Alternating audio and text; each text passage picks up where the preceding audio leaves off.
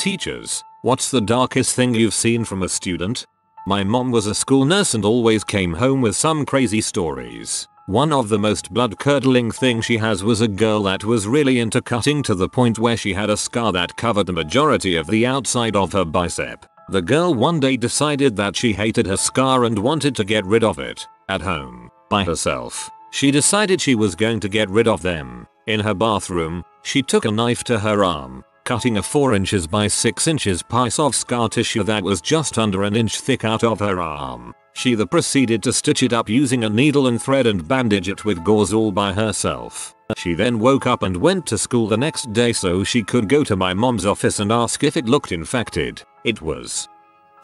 I am an English teacher and I am the sponsor of the school's comic book and anime club. This year, I managed to take my club to a convention, and many of them had several firsts, such as meeting celebrities, LARPing, participating in panels, speaking to professional artists, and just being with a larger fandom community. Upon our return, one of my members, a 16-year-old girl, asked to speak to me privately. She proceeded to tell me that she had been physically shamed by her father and uncle ever since she was 12. On her 16th birthday, she finally had enough of the abuse and she contacted the police and told them everything. Before the investigation could begin, her uncle committed suicide out of shame. Her father was about to do the same, but she was able to convince him not to do it. He is now facing trial for his crimes. She then thanked me and said that the 2 days we spent at the convention were the happiest days of her life, and it allowed her to feel like a child for the first time in 4 years.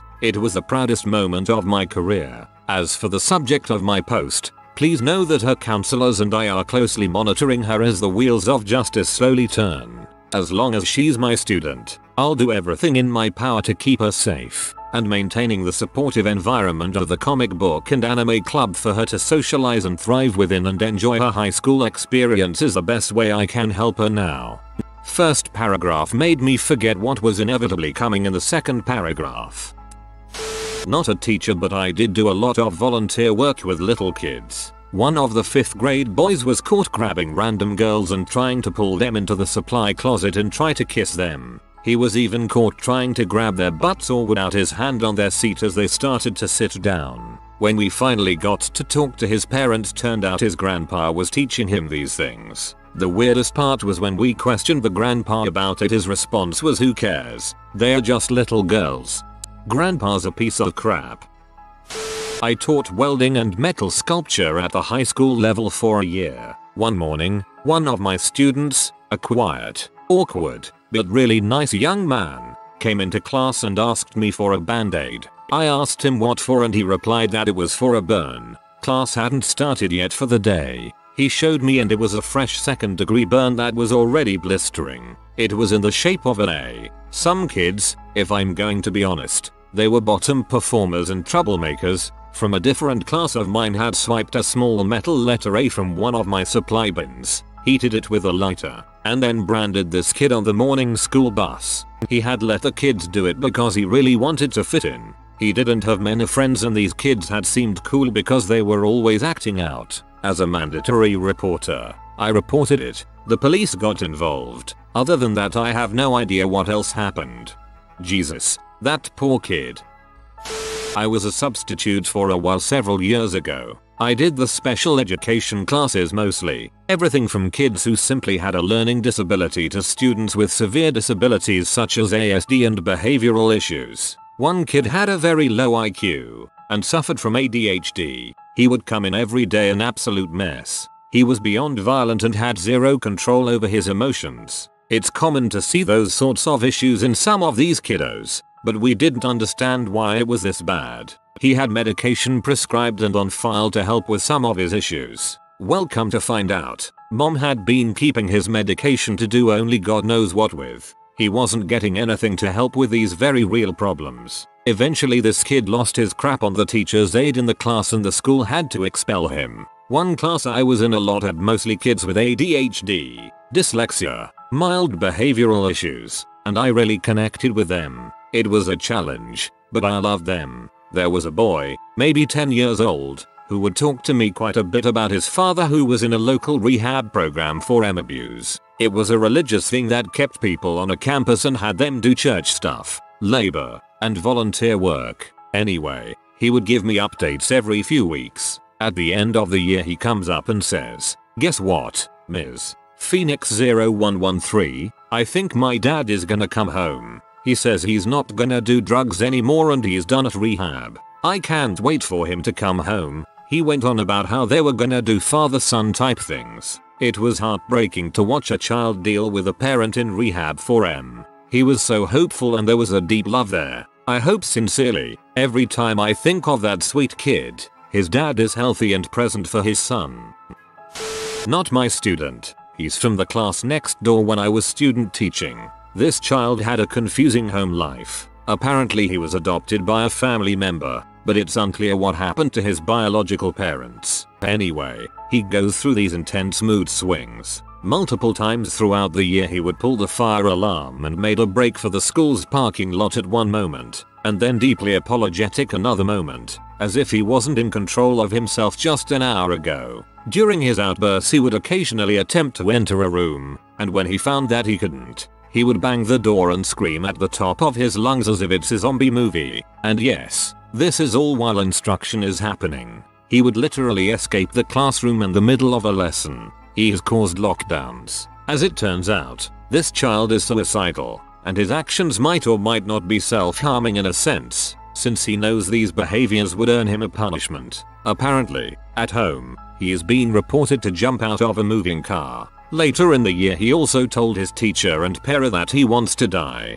His class was awesome though. His teacher had the whole class write a note to the kid, and they all wrote such sweet encouraging notes. The teacher then made a collage and gave it to him as a gift. After his outburst episodes, when he comes back apologizing, the whole class would give him a group hug. At one point all his teachers talked to him after one of his episodes, basically saying how they have such high expectations for him, how far he has come and how much further he will go. My mentor teacher attended this talk. She cried after. I imagine I would too. Sometimes there is a comical side to this situation, though. One day as I was teaching science, I saw the principal chasing this kid down the road through the window, somehow wielding a long stick as if he's about to shepherd him back to his pen. And I had to just keep teaching and act like I didn't see anything. It was a rough student teaching year. I had stories in my room too, but dang did I learn a lot. I'm so glad the class and faculty were so supportive. I'm sure it helped that kid a lot.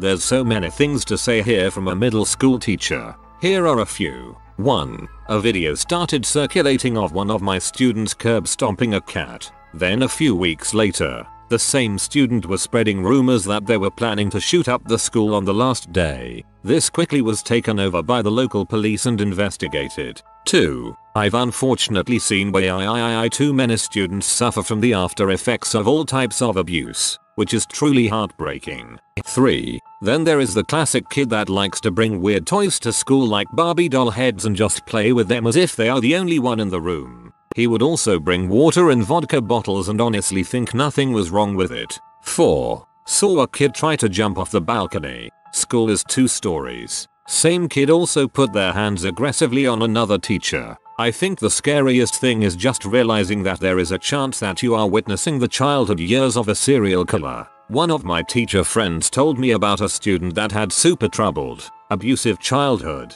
had a history of torturing animals, and he would make comments to female students about how much he liked their skin, in a beyond creepy way. And here I was putting vodka in water bottles at school.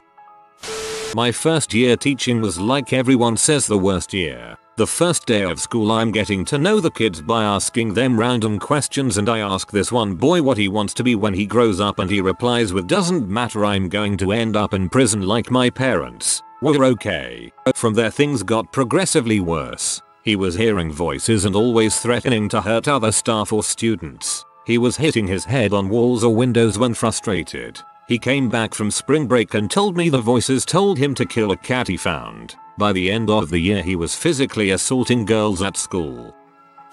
When I was a student teacher, I taught briefly at a school with very old school approach to teaching. Desks in rows, nothing is shared, no group collaboration, students don't engage. Only listen. The demographic that went to this school took their children's education very seriously, and students had very strict parents. On one of the first days meeting my class of grade 3 students, I had the students wash their hands before doing an activity. I was helping some students roll up their sleeves while they were washing. I got to the last student, and my mentor teacher tells me to stop, which caught me by surprise. She pulled me over and told me that particular student had cuts and bruises all the way up his arm from alleged domestic abuse. The relevant government agencies were already involved in the case. She noticed it when she realized he always flinched when she came near his arms. The fact that he never gave high fives, or that he only ever wore long sleeve shirts to school. It was one of those sobering moments where you realize there is still evil in this world.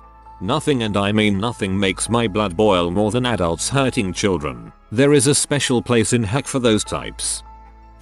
I've got two. I had a student casually tell me about how he pulled the eyes out of his rabbit's head. He explained how there was blood everywhere. This was my first day working as a supply teacher at that school, and my first conversation with the student. I later brought it up to support staff and they were shocked he mentioned it to me. Apparently he killed his rabbit because his mom loved it more than she loved him. The boy was now in foster care, as his mother was a drug addict. He shared a lot of really dark stuff with me that day. Another one, more sad than dark, was at a different school. Students had to write their address for an assignment, but this 4th grade girl didn't know hers. Another student asked me, "Do you know where the so and so motel is? She lives there." Really broke my heart, as this girl was so young and innocent, and didn't really understand how unfortunate her living situation was, as she proudly googled the motel and found her address. Really low income part of town.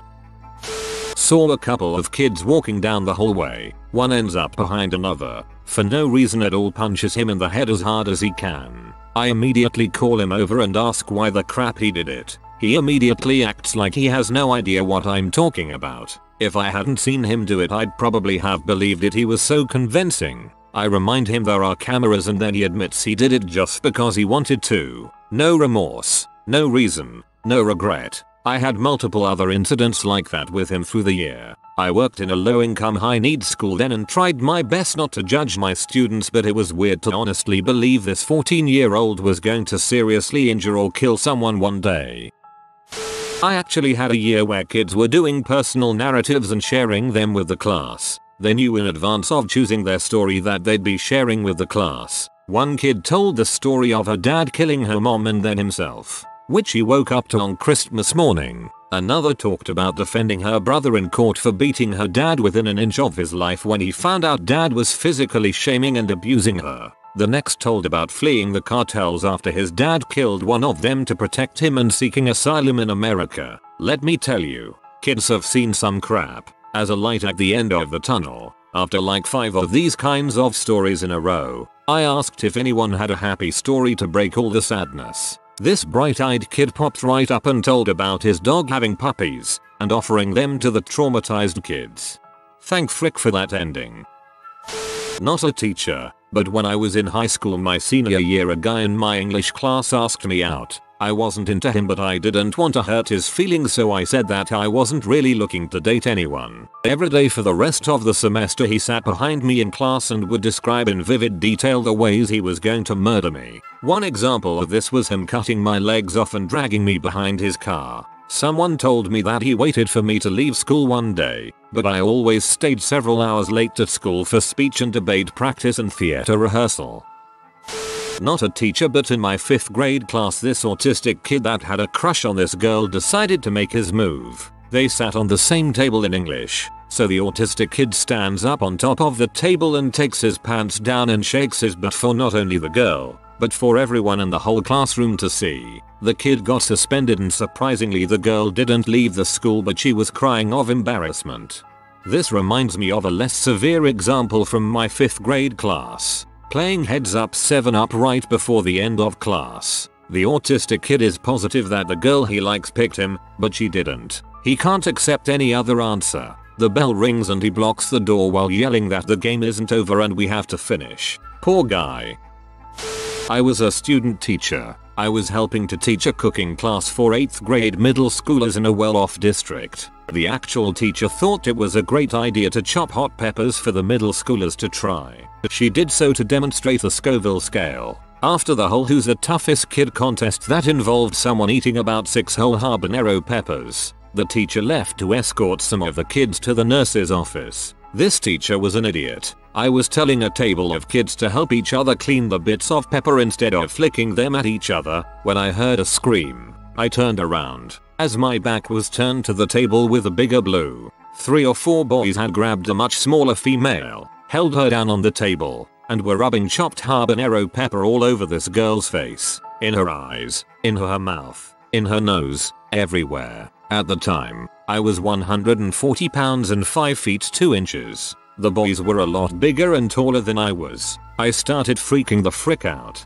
No student teacher is taught how to tackle 4 large middle schoolers to save a little girl. The boys wouldn't listen to me, so I shoved them aside the best I could to save the girl. Fortunately, the teacher came back and helped me. The boys were immediately sent to the office. The girl's eyes were swollen and red. I was traumatized, and after I helped the teacher clean up, I went to work. I have no idea what punishment the boys got, but I saw them in subsequent classes. It made me never want to teach again.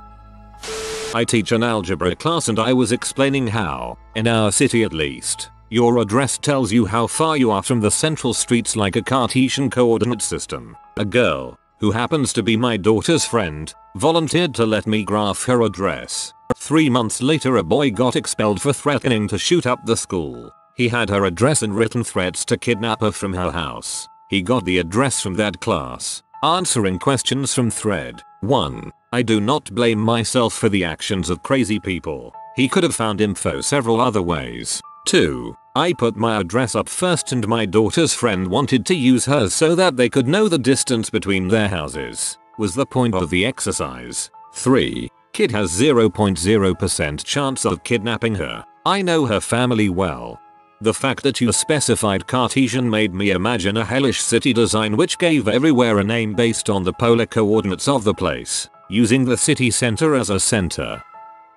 A student of mine was a constant troublemaker and wannabe thug. During a football game, he broke his arm and had it placed in a plaster cast. A few days later, he got into an argument with another student. At the end of the day, wannabe thug jumped the other kid and started pummeling his face with the cast. Wannabe was arrested and the other kid was hospitalized for almost a week with massive facial injuries, 2 black eyes, a broken nose, multiple lost teeth, and multiple cuts to his face from the beating. He doesn't sound like a wannabe thug based in this account. Rest assured, until he went beast mode, he was a wannabe. His status obviously improved after this and after his time in juvie, but once his arm healed and his weapon was removed, his status quickly diminished as his buddies realized he was a one-hit wonder. I was teaching in a tiny community. 13-year-olds. This kid's uncle, also a teacher, pulled her aside and she started bawling. Says her teenage brother died in a skidoo accident. We find out a week later that he was basically almost murdered and left for dead by a gang of teenagers and bled to death. That place was all sorts of messed up. She turned out okay. 1. I'm not sure if mortally wounding was right. Kid could probably have recovered if he had medical attention. 2. It gets to like -40 degrees Celsius where I was. That's also -40 in freedom units. 3. If you call a ski-doo a snowmobile, you lose your cred in northern Canada. I thought about adding a disambiguation but decided against it. 4. I stopped teaching after that school year. Therapy helps. I obviously don't have all the facts but that sounds like full murder to me. I had a 3rd grader tell me in excruciating detail about every time that he's been removed from a home, starting with how he was taken from his mother at 2 because they found drugs in his crib. In his crib. Imagine the toughest, baddest little dude you can and multiply the attitude by 100. He wrote me a note at the end of the year saying that I was a great teacher because he knew I loved him even when he was bad. It has been and will always be the best note I ever get from a student. In that same class, I had a little boy try to cut his wrists with scissors saying that he didn't want to be here anymore. Cops came to interview him and said they were just kid scissors, so it wasn't a big deal. Thankfully, Mom took it seriously and got him the help he needed.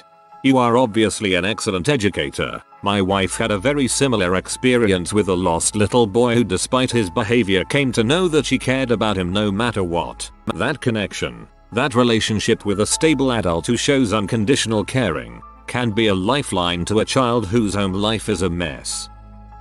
I had a student tell me that he was going home at lunch and didn't know if he was going to come back. He said thank you because I'd always been kind to him. I managed to text the receptionist at the front office and get her to have any counselor in the building call my classroom. Miraculously, the counselor called in just minutes and asked me to tell the student she needed to see him. She asked me to walk him there, so I did, saying I needed to sign paperwork. My student teacher stayed with my other students, and I walked the kid to the counselor. He ended up in an inpatient mental health center for a long time, but when he was released, he was lighter. He finished the year and graduated high school. Another time, I just happened to be glancing out my classroom window when I saw the student collapse. I dropped everything and took off running to her. She was having a seizure, and no one knew what to do except me. My daughter has epilepsy, and seizure first aid is one of those things I am passionate about. The poor child actively seized for 25 minutes. The nurse came eventually. An ambulance was called, but they took forever to come. I stayed with her every minute that she was down, talking to her, telling her she wasn't alone and she'd be okay. I found out later she heard me the entire time. The ambulance got there and took her to the hospital, and I completely lost it. I cried so hard that I hyperventilated. Weeks later, I ran into her and her mom outside the office at the school, and we cried together. She eventually found the right med combo, but I lost track of her after graduation. Well done you. I always wondered why first aid is not more widely taught in school. Just knowing how to react, even if there isn't much you can do, makes such a difference, as your story so brilliantly illustrates. I had a student run in front of the school bus because he said he would rather die than go home. I also had another student touch an electricity outlet and try to shock themselves on purpose. I had another student tell me about his mother constantly getting into fights with neighbors. The mother ended up threatening the landlord with the knife. Police got involved. They were kicked out of their home, and they had to move schools. This same student would also come to school super tired and would sometimes sleep up to 3-4 hours in our classroom. He told me he was tired because he was in charge of feeding his baby sister and wasn't getting enough sleep at night. These are all 6-10-year-old students. I asked my students to write a narrative fairy tale using common literary archetypes, which I had extensively taught. I had a girl write a story about a young girl whose mother repeatedly sold her for demons to use. Mom needed magic potions, but the demons would only take the young girl's secrets as payment for the potions. Eventually a hunting party found the young girl and rescued her. After a long search, they returned her to her king of a father and she became a princess. Later, I learned that my young author had spent 2 years in foster care while they tried to find her father. She left that part out of her fairy tale. If you are new to the channel, you can subscribe. I publish new videos every day. Until then, check another video.